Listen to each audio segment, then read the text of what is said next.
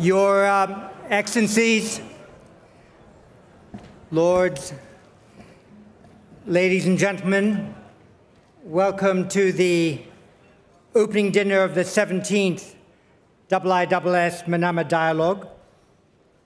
Allow me to thank His Majesty King Hamad bin Isa bin Salman Al Khalifa, His Royal Highness Prince Salman bin Hamad Al Khalifa, the Crown Prince and Prime Minister, and the government and people of Bahrain for their support to the IISS in organizing this splendid annual International Security and Regional Diplomatic Summit.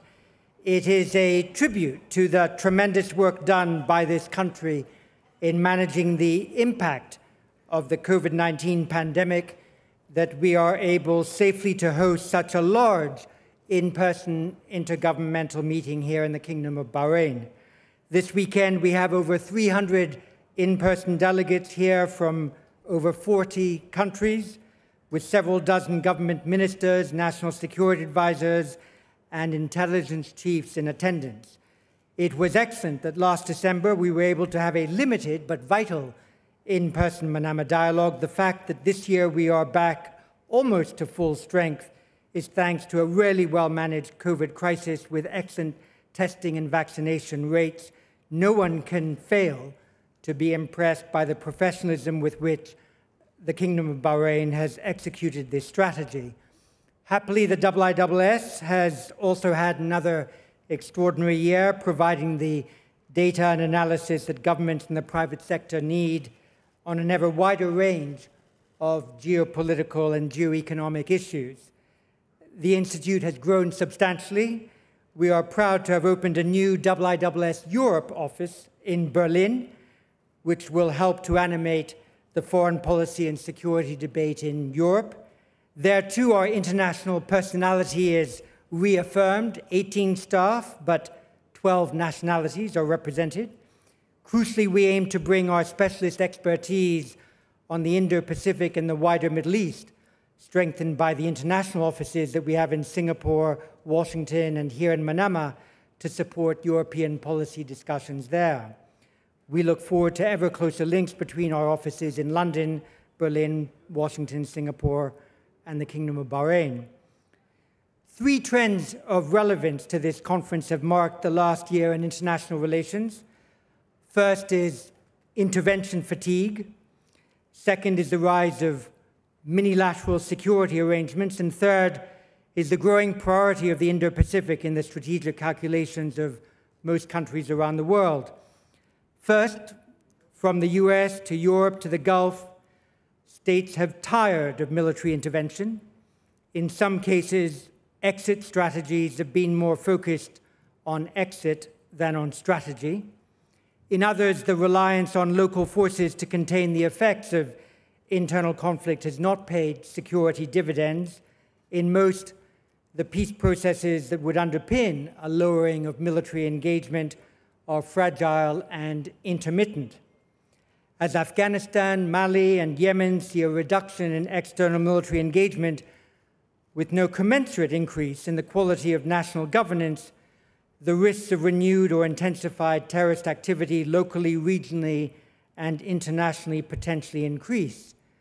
Intervention fatigue and strategic impatience are two sides of the same coin.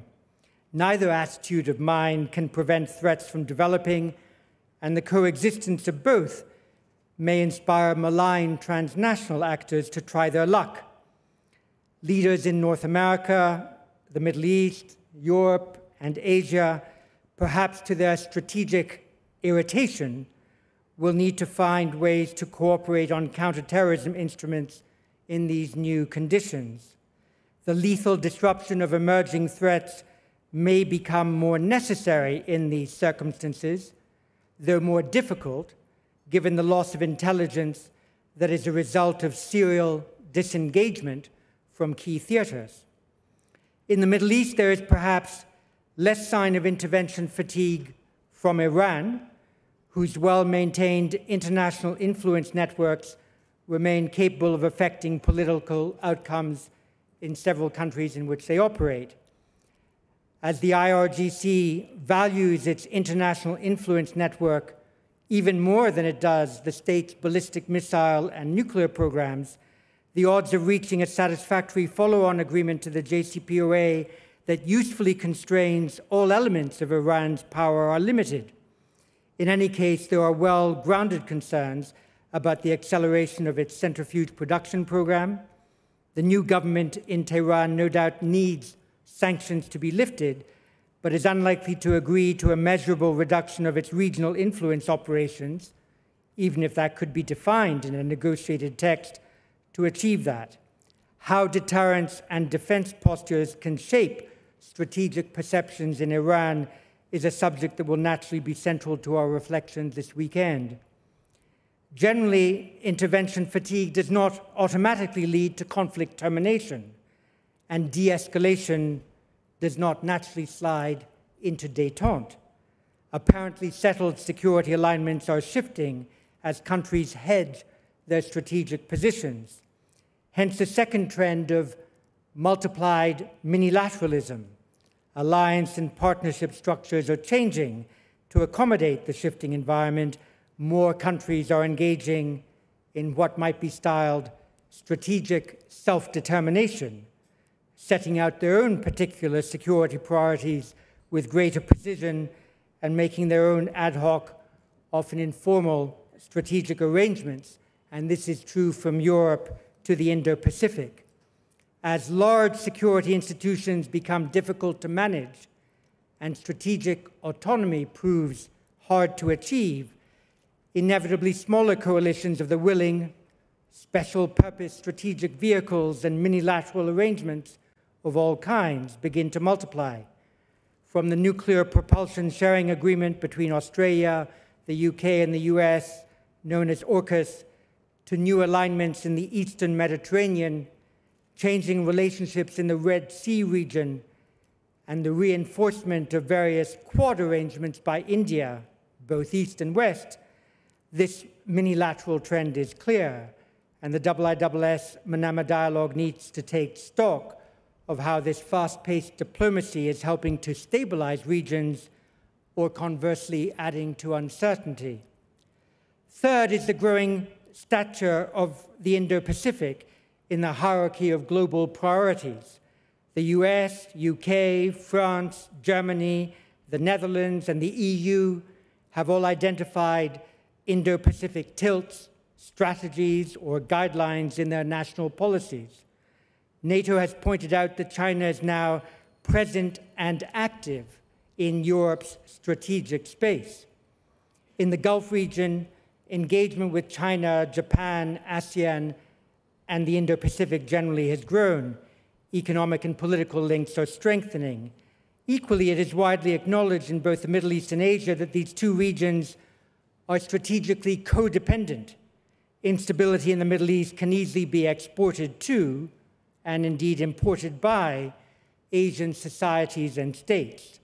For that reason, we at the IISS want to ensure that there is useful cross-pollination between our two major security summits, the IISS Shangri-La Dialogue in Singapore and the IISS Manama Dialogue here in Bahrain.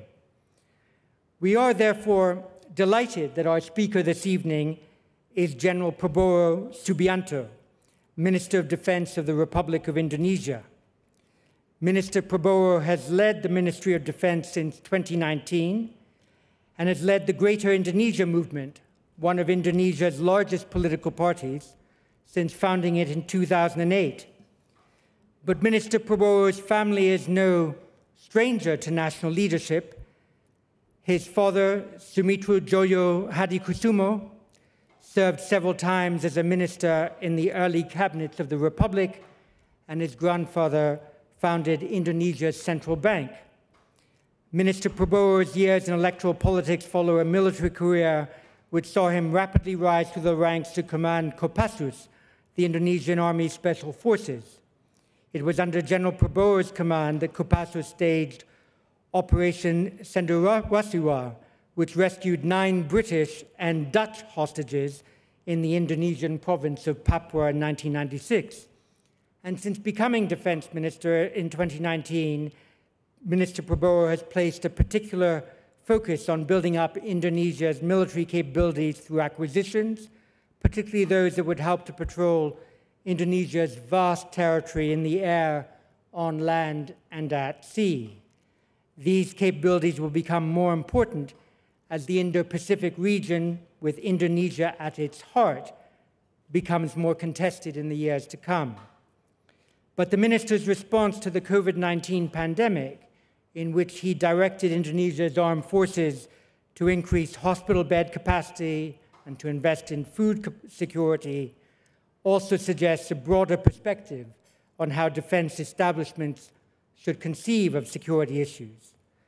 We look forward to hearing your thoughts, Minister Prabowo, on these subjects in your remarks, and the floor is yours. Thank you, sir.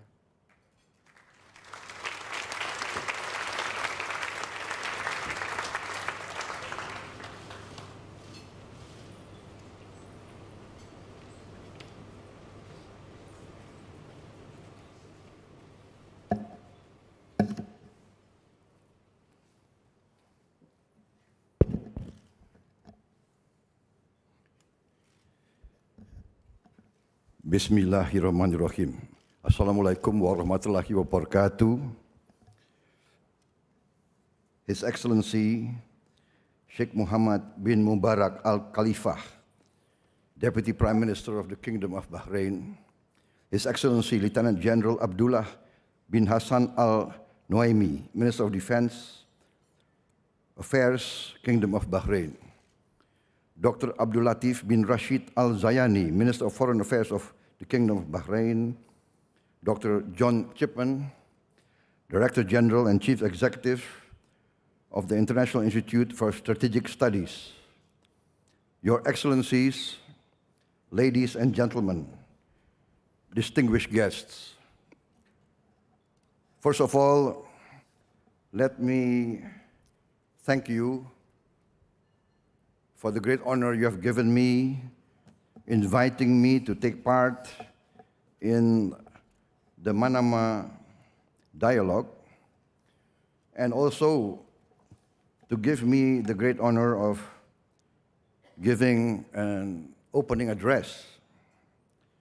I hope I will not be too long in my address.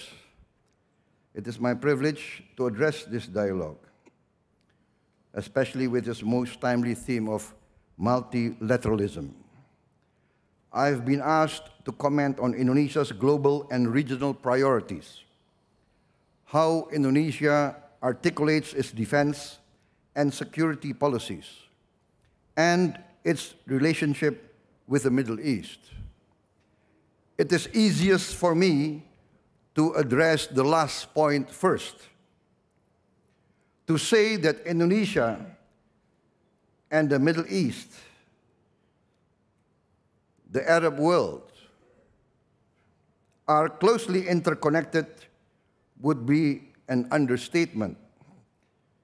I do not need to remind those here that Indonesia has the largest Muslim majority population. We are the largest Muslim majority country in the world. And our people look with respect and affection towards the Middle East, towards the Arab world, which is the birthplace of our sacred faith. There was also, in this past hundreds of years, a vibrant Middle Eastern Arab diaspora that settled in the Indonesian archipelago, and their descendants now count among the leaders of Indonesian society. They are leaders in Indonesian political life, in our business, and in our religious and educational communities. On a personal level, while this is my first visit to this outstanding kingdom, which I have heard a lot about, I count myself fortunate to be here today. I have also been on close terms with many leaders of the Middle East for the past years. I greatly value their views and counsel, and I'm confident that will never change. Regarding Indonesia's security interests in the Middle East, let me also offer a few words. It is no secret that many Indonesian religious hardliners and extremists have been greatly influenced, not to mention trained and funded by like-minded groups in the Middle East. For example, the nexus between Al-Qaeda and Jamaah Islamiyah, and between ISIS and its Indonesian affiliate, JAD. We obviously monitor these ties very closely, and we maintain cordial ties with our Middle Eastern counterparts in the counterterrorism sector. More generally, we maintain a close eye on regional security complications. What happens here in the Arab world can reverberate greatly in Indonesia. We sometimes joke that when the Middle East sneezes, Indonesia catches a cold. This is only a slight exaggeration. Tensions here can significantly agitate the Indonesian grassroots. It goes without saying that stability, peace, and prosperity in the Middle East, in the Arab world, is greatly welcomed in Jakarta. Our people follow events and developments in the Middle East very closely. The conflicts and the tension and the violence that occur in the Middle East greatly saddens our people. The Indonesian people always would like to see a renaissance in the Arab world, a renaissance of peace and prosperity. And for us, of course, the Palestine problem, the Palestine issue remains a matter that is of great concern to Indonesian population. Indonesia, I would like to reiterate, supports a peaceful resolution that encompasses a two-state solution for Palestine. And we are very willing to do all we can to enhance and improve the prospects of such a solution. Indonesia is situated in the crossroads between two great continents and two great oceans. About 60% of world trade goes through Indonesian waters. Indonesia today is a melting pot of many races, of many ethnic groups, of many cultures, of many religions. We are the home of nearly all the world's great religions: Hinduism, Buddhism, Islam, Christianity, and we have our own indigenous religions, which were practiced many centuries before the arrival of the great religions of the world. Therefore, our basic nature and character is one that is open to external relations, welcoming to all guests, and always trying to achieve harmonious atmosphere, to live in peaceful coexistence with all parties. Therefore, our defense posture is basically a defensive one. We have no territorial aspirations outside our national territory. Therefore, we have no real need for power projection too far away from our national homeland. This will reflect, and this is reflected in our continuing development of our defense posture and defense strategy. Historically, we have always relied on the concept of the total people's defense, what we call in the Indonesian acronym Hankam Rata, the system of the total people's defense. For many centuries, this has been the defensive posture of nearly all our kings, our sultans, our princes. The Indonesian archipelago consisted of many kingdoms, principalities, and sultanates. And the military system has always been not of a big standing army, but of a small standing army, but with a big people's military. When there were no emergencies and no wars, most of the armies would return to their villages and they take up their profession mainly as farmers.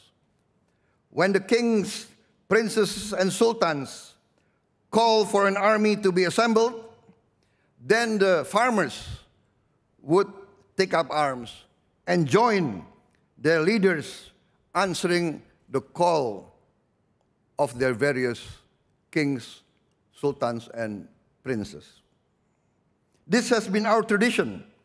This was how we gained our independence, fighting against the colonialists. We have fought the foreign invaders and colonialists from ancient times.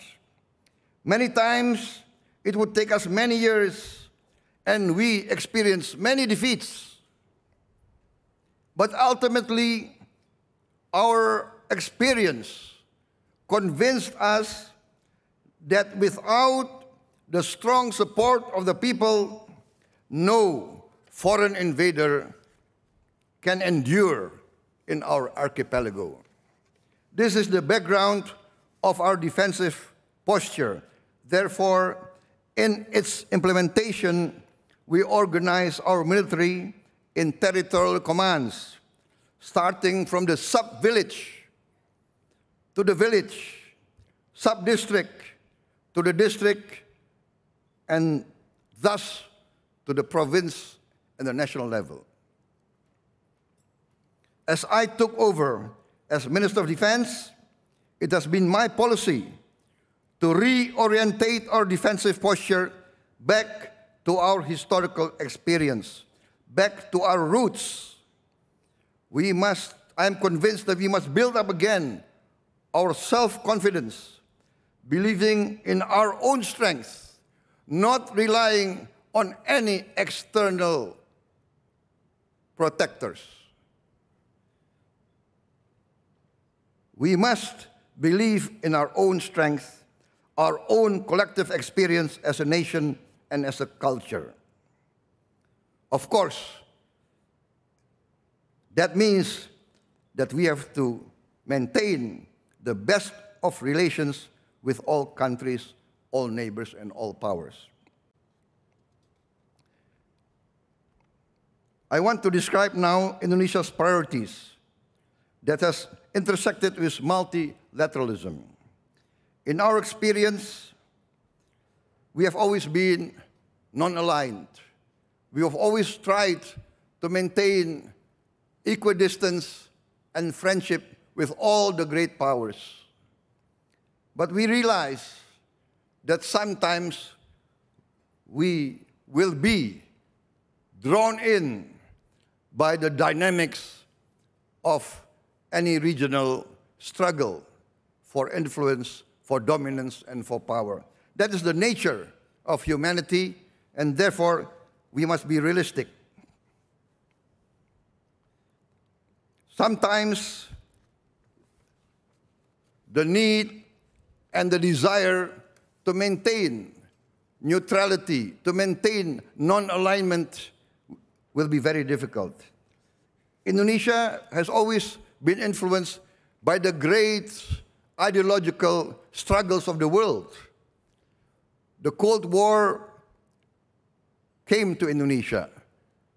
There were great ideological contests between communism, between capitalism, between religious extremism, and between ethnocentric and ethno-nationalist separatism. We also had problems with our neighbors. There were territorial claims overlapping. There were also rivalry based on ideology. Many countries of our neighbors were very close to the West. Others were close to the communist powers. We did have our problems, but we resolved it through multilateral solutions. Indonesia and four of our neighbors, we formed a multilateral association, the Association of Southeast Asian Nations, ASEAN. And through ASEAN, we have overcome many of our territorial problems, many of our conflicts with our neighbors. We resolved our conflict with Malaysia. Now we are very close. Now we consider Malaysia one of our closest partners. We resolved our problems with other countries. Now we are very friendly with Australia. Australia is also a very good partner of us. We have the best of relations with the Philippines, although the Philippines had a very long festering insurgency in the South Philippines, which basically are of the same ethnic stock as Indonesia and Malaysia. The South Philippines basically are Muslim and Malay culture. But we decided on the ASEAN tradition, which is not to interfere in the domestic problems and affairs of our neighbors, to respect our neighbors. And this, alhamdulillah, we have managed to keep throughout all these years. This is the positive experience of multilateral approach. I would like now to address, I think, what we all now realize, which is the main problem in the Indo-Pacific area, or main issue, let us say, something that keeps many leaders of East Asia, Indo-Pacific, awake at night. We can call it the elephant in the room, which is, of course,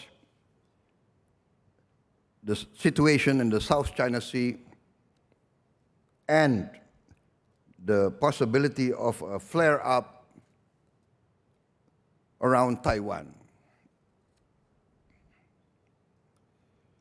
As we look now once again to regional dynamics, we are now forced to face the reality that tensions could flare up at any time.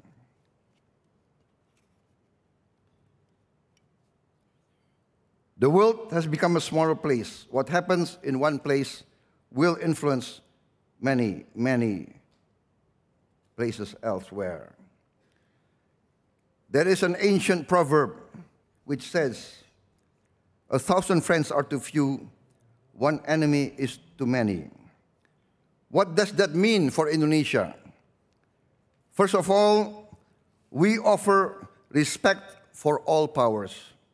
We recognize the interest of the United States of America as one of the preeminent powers ranging across hemispheres. But we also have stood by very long by a one China policy. We recognize Beijing's legitimate core interests, and we support and respect Beijing's rightful place as a great world power. China has been for thousands of years a leading civilization. It is only natural that they will take their proper place in the destiny of mankind. For us, acknowledging both of these realities is not a zero-sum game. We seek understanding and cooperation with both. Second, we seek regional stability, especially with regard to unimpeded access to sea and air lanes in the immediate neighborhood and beyond. Third, we remain committed to a multilateral approach through ASEAN to include the defense realm. Steps have already been taken in this regard, such as multilateral maritime exercises. We also launched the Our Eyes Intelligence Sharing Program. We also have maritime exercises, joint patrols. We have trilateral patrols between Indonesia, Malaysia, and the Philippines. We are now preparing trilateral patrols between India, Indonesia, and Australia, Malaysia, Indonesia, and Thailand, and Singapore. So this is what we are trying to enhance.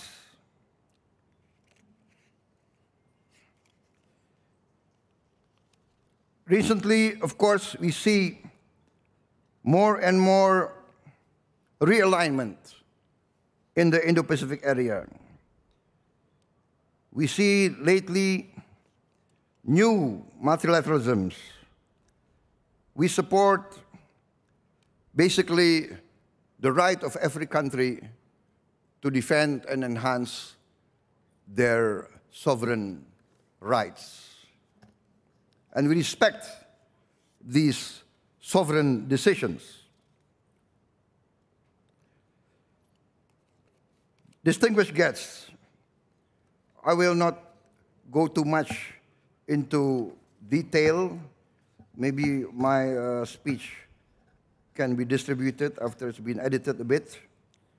I would just like to share with you that although we have been blessed for basically nearly 40 years of basic peace and prosperity in Southeast Asia,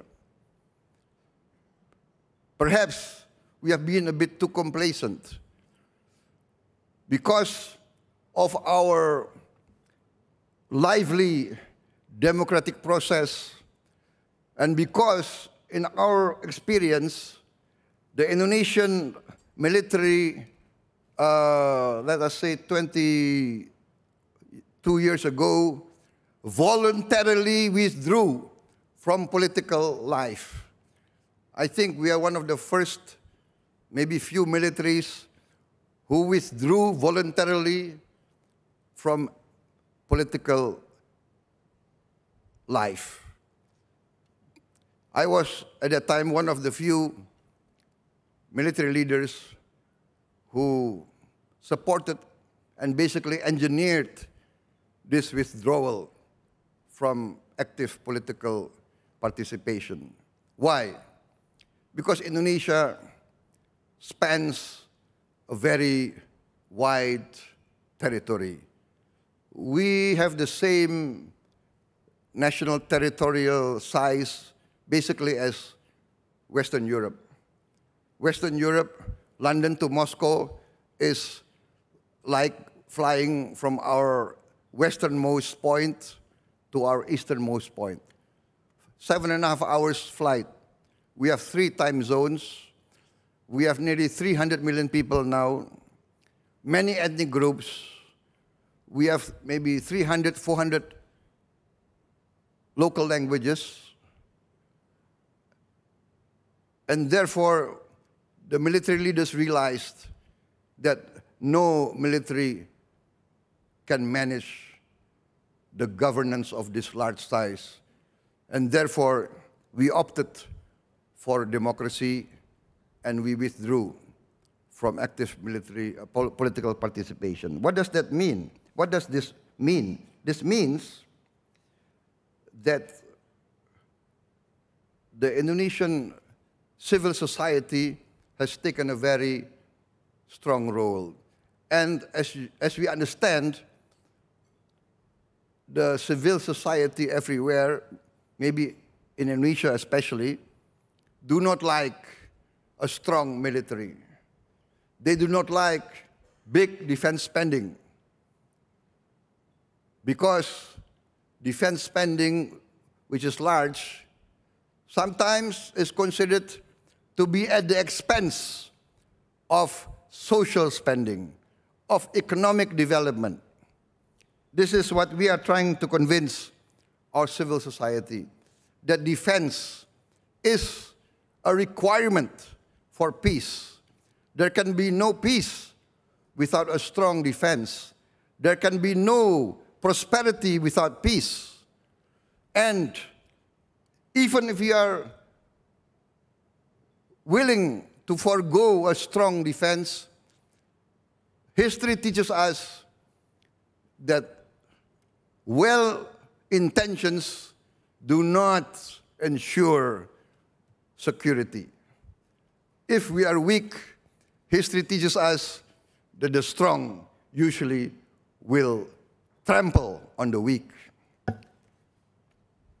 So let me conclude my comments by offering the famous teaching from the Greek historian Thucydides.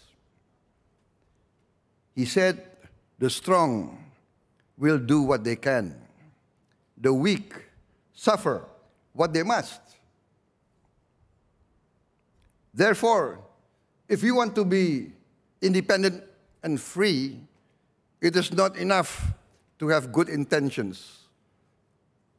One must be strong to protect our people. One must be strong to protect our sovereign rights. While this teaching from Thucydides is certainly true, I would repeat the cautionary note that I have made many times. The world has become a small, crowded place, made that much smaller in a virtual sense by the digital information revolution. We have many big threats to our planet: the environmental threat, the climatic change. We are experiencing a pandemic. We do not know what other pandemics will come and when. Therefore, in my defense planning, next year alone, we will build 40 new hospitals, and we will enhance the 110 military hospitals that we already have.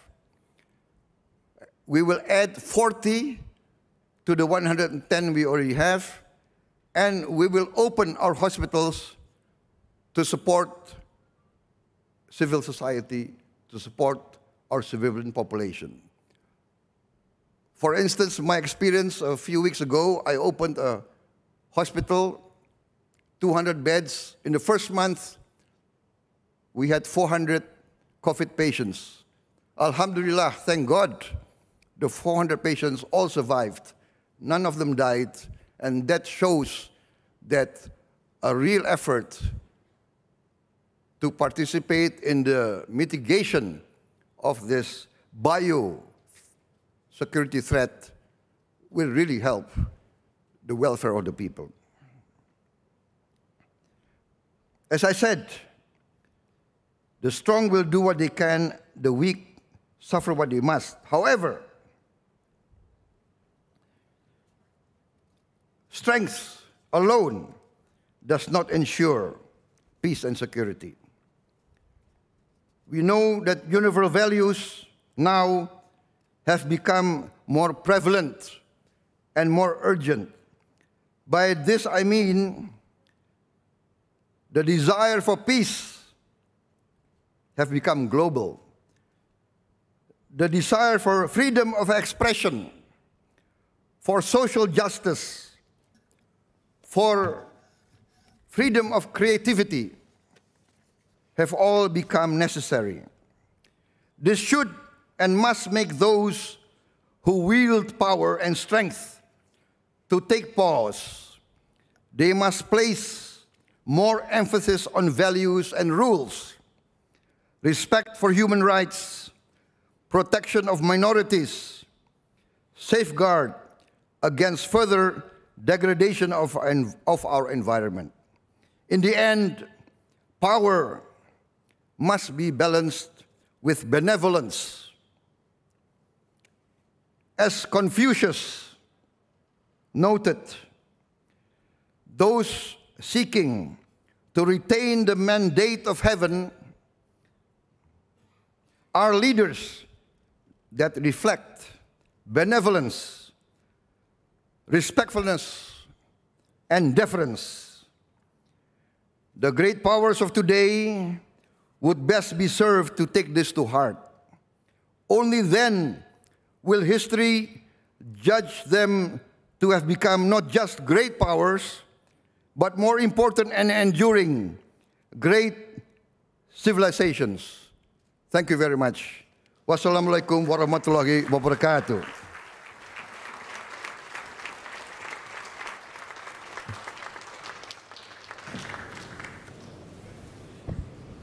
Thank you, Minister, for those opening remarks, and we will certainly distribute your remarks as soon as we have them finalized. I was lucky enough to read your full text, and there are many other perceptions there that I think could be usefully shared. We might just take one or two questions before we leave now for dinner.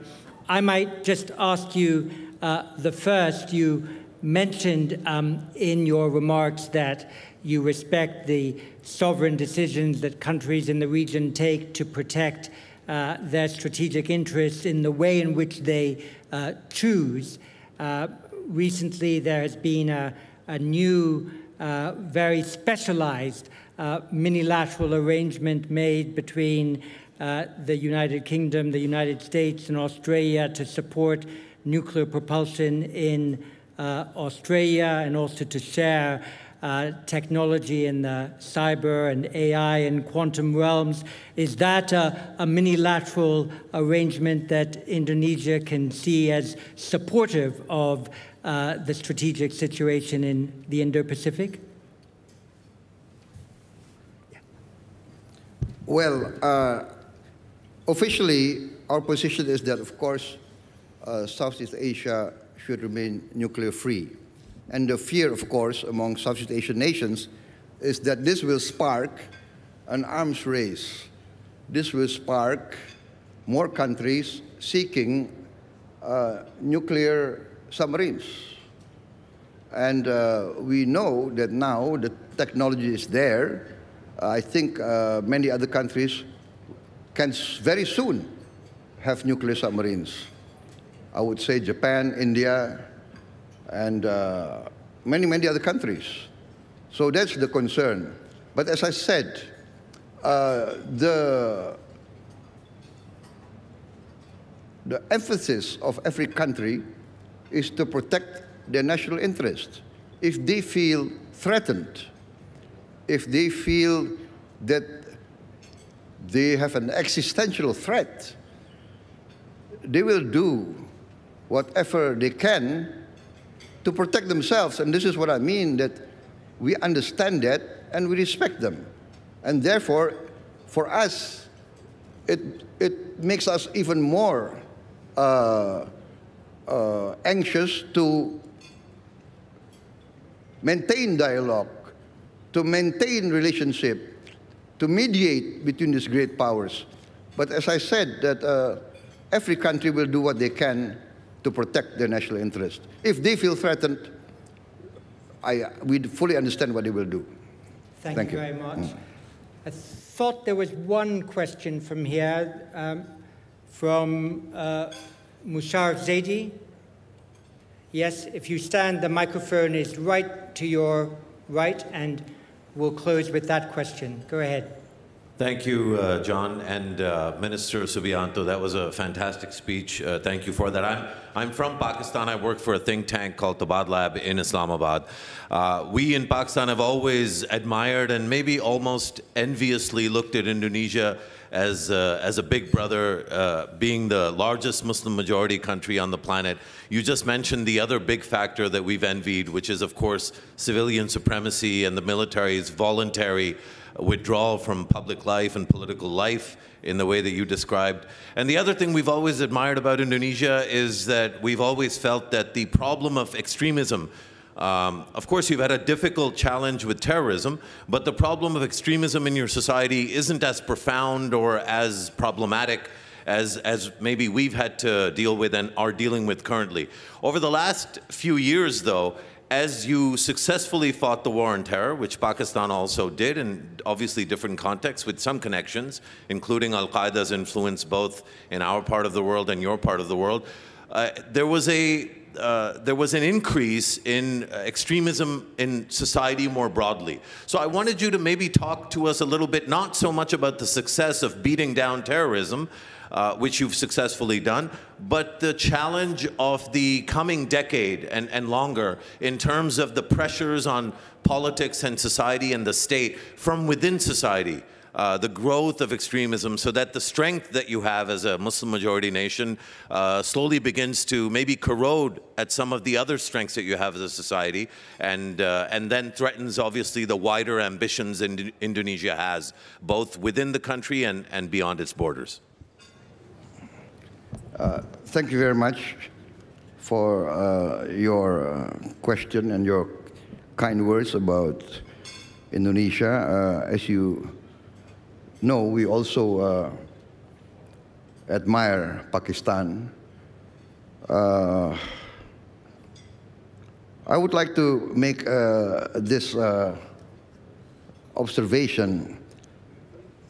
I believe, from my own experience, that extremism, radicalism of any sort will thrive when there is poverty, when there is inequality, when there is injustice, when the common people lose hope, when the poor do not get the same treatment in the courts of law, when they feel abandoned by the powerful, this is fertile ground for radicalism, for extremism.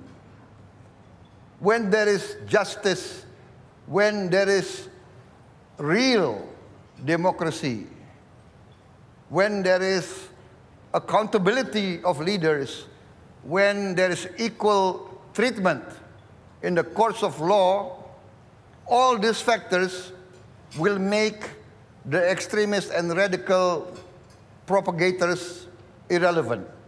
This is my conviction. So the challenge is, how do we provide these essentials?